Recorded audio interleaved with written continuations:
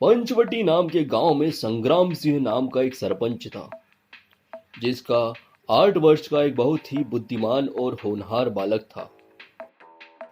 अपनी सेवा भाव और अपने गांव के प्रति कर्तव्य निष्ठा के कारण संग्राम सिंह बहुत ही प्रसिद्ध था। परंतु उस गांव में एक समस्या थी। चूंकि गांव में कोई अस्पताल नहीं था और किसी भी प्रकार के इलाज के लिए गांव वालों को शहर की तरफ ही जाना पड़ता था, तो संग्राम सिंह का बस एक ही सपना था कि वह अपने बेटे को पढ़ा लिखा कर बड़ा सा डॉक्टर बनाए और डॉक्टर बनकर वह गांव में ही सेवा दे। समय गुजरता है, सिद्धार्थ अपनी स्कूली शिक्षा पूर्ण कर लेता है। इसके बाद संग्राम सिंह उसे विदेश पढ़ने भेजता है ताकि वह अपनी डॉक्टर की पढ़ाई वहां पर खत्म करे। समय बीतता है, कुछ सालों में सिद्धार्थ अपनी डॉक्टरी की पढ़ाई पूर्ण कर लेता है। एक दिन सिद्धार्थ का फोन आता है। प्रणाम पिताजी, मैं सिद्धार्थ बोल रहा हूँ। हाँ बेटा, कैसे हो? अच्छा हो पिताजी। अब तो तुम्हारी पढ़ाई भी खत्म हो चुकी है। अब तो मेरा बेटा डॉक्टर बन गया है। कब वापस आ रहे हो? नहीं पिताजी, मैं वापस नहीं आ पाऊंगा। मैंने यहीं पर एक बड़े से अस्पताल में नौकरी शुरू कर दी है, पैसा भी अच्छा मिल रहा है। पर बेटा यहाँ वहाँ कुछ नहीं पिताजी, यहाँ से अच्छा पैसा कहीं और नहीं मिलेगा। और फिर उस गांव में रखा ही क्या है। थोड़ा पैसा इकट्ठा करके मैं यहाँ पे घर ले लूंगा, फिर आपको और माता जी को भी साथ में ले आऊंगा। चलिए मैं रखता हूँ फोन, मुझे काम है। सिद्धार्थ की बात सुनकर संग्राम सिंह निराश हो जाता है।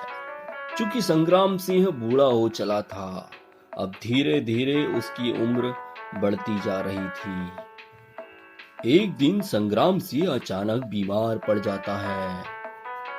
गांव वाले आनन फानन में संग्राम सिंह को लेकर शहर के अस्पताल की ओर जाते हैं, परंतु संग्राम सिंह रास्ते में ही दम तोड़ देता है।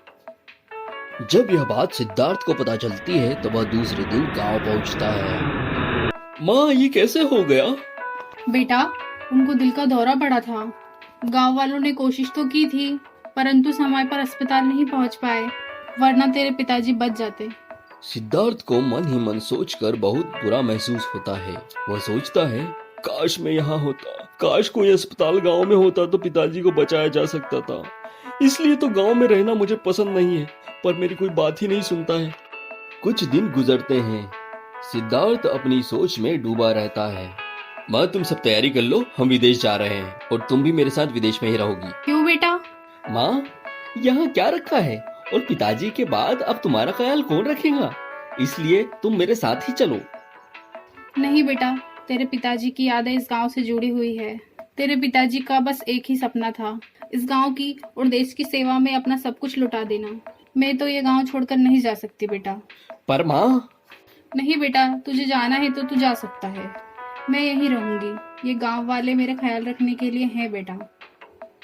दूसरे दिन सिद्धार्थ माँ का आशीर्वाद लेकर एयरपोर्ट की तरफ निकल जाता है। जब वह एयरपोर्ट पर बैठा होता है और फ्लाइट का इंतजार करता है, देश में फैल रही है एक महामारी। क्या आपको इसकी जानकारी है? अब तक जा चुकी है कई लोगों की जान, शहरों तक तो पहुंच चुकी है। अगर गांव में पहुंची तो होगा देश को सबसे बड़ा नुकसान। हमारे साथ बने रहिए, यही आज की खास खबर जीजी टीवी के साथ।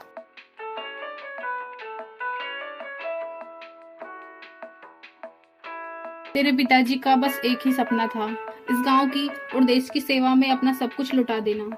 अगर गांव वालों तक यह बीमारी पहुंच गई तो वो लोग इसका सामना कैसे करेंगे? सिद्धार्थ अपना टिकट फाड़ देता है और तुरंत अपने गांव के लिए निकल जाता है। माँ, अब मैं कहीं नहीं जा रहा हूँ, मैं तेरे साथ ही रहूंगा और इस गांव की सेवा करूंगा। और कुछ समय बाद वह अपने पिताजी के नाम का एक अस्पताल खुलवाता है।